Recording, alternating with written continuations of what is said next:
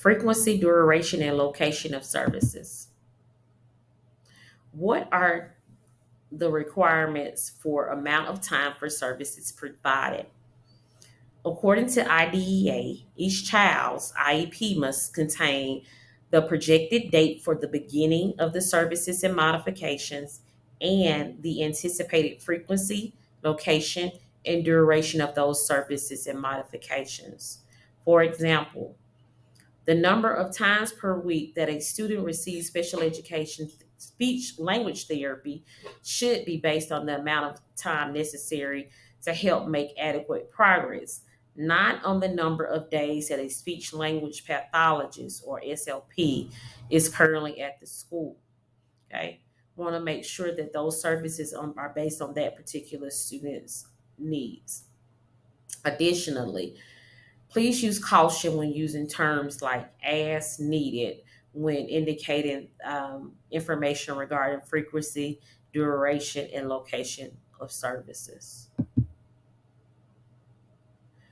Where are special education and related services provided?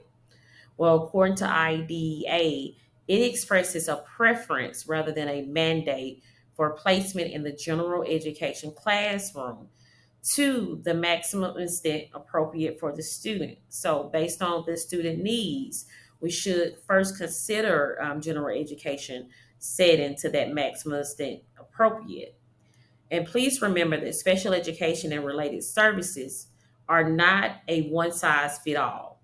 So, what's appropriate for one student may not be particularly appropriate for a different student.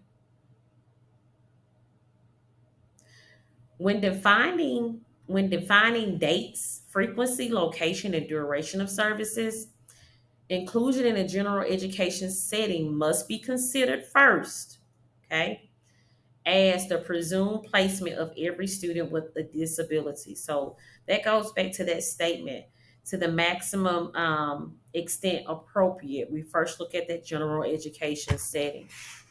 Also, do not determine until all other IEP components have been determined on what that location would be for that particular student.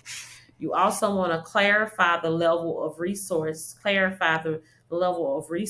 commitment depending on the location of those services for the particular